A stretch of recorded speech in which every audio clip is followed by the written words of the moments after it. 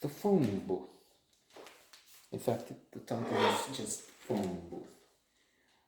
The last one was picked up yesterday or the day before yesterday in New York.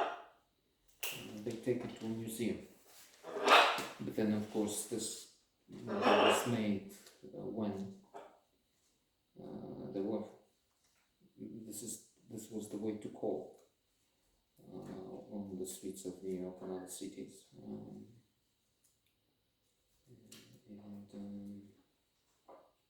Before mobile phones had been invented. And this user here is very dependent on them, on phone booths. I mean, because we didn't have a phone to call at home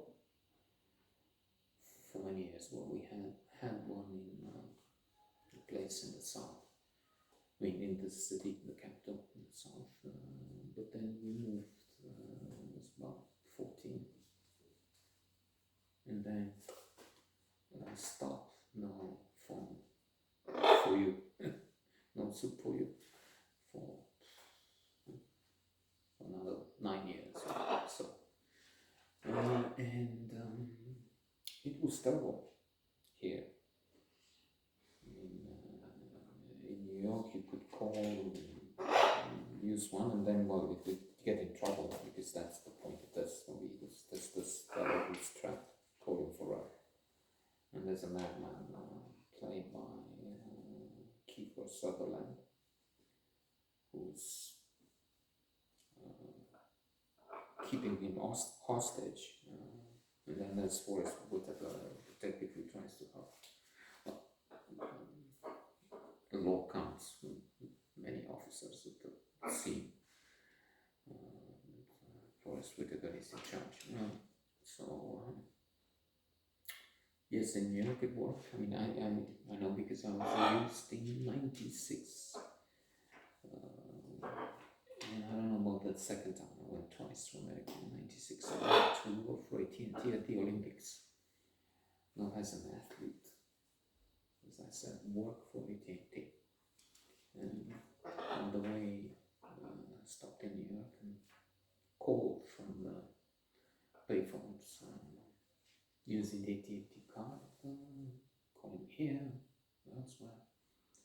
In fact, that's where I worked on that side, the calling card business, which is a major cash flow back in the day. People would spend fortunes in calling long distance within countries, and that was especially profitable for those companies, AT&T in particular, when they would call international. But here, that was a major, in the days of communism.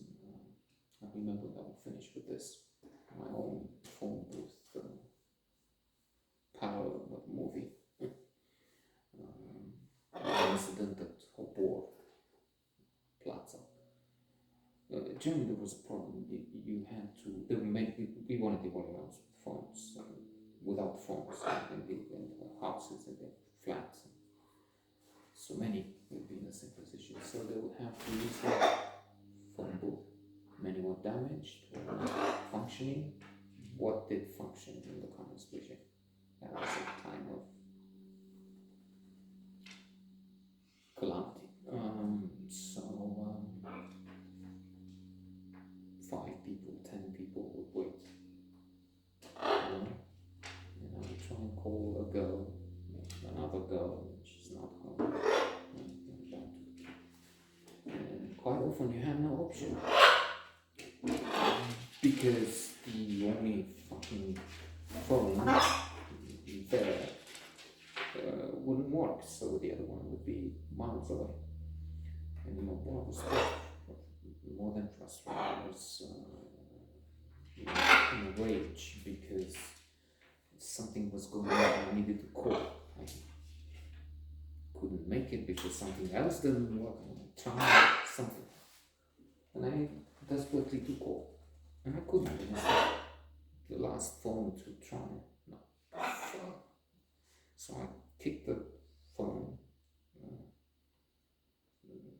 the piece to the mainframe. And a couple of policemen were on patrol.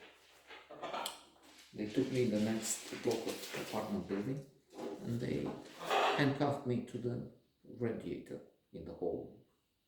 Not for days. It wasn't torture, wasn't it? But for some time, because I kicked the phone. I said, look, I just tried to explain to you. It's an emergency. I can't phone, and something bad will happen, and then maybe it was medical. I don't know. So my father was very sick for some years towards the end of his life, cirrhosis of the liver. So maybe it was connected with that. I don't remember kinds of trauma. So. And so they released me after some minutes, but still, it was a phone booth. I forgot to say, not a spectacular, very good movie, in fact. Quite a modest one.